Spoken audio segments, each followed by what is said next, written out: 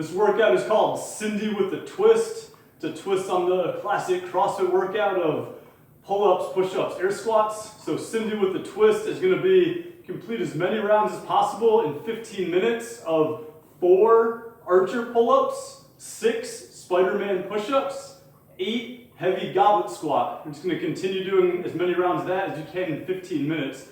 I'll show you what each exercise looks like and then briefly explain the exercises too if you've never seen these before.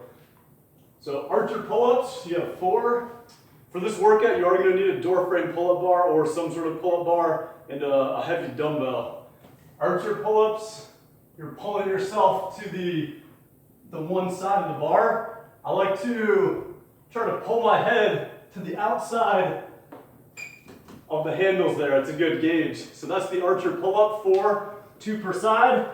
This is going to be the Spider-Man push-up. So you push up, you bring right knee to elbow, then the next rep, left knee to left elbow. So that's 2, 3, 4, 5, and 6. I imagine it's called Spider-Man because it looks like Spider-Man's crawling. And then right into 8 heavy squats.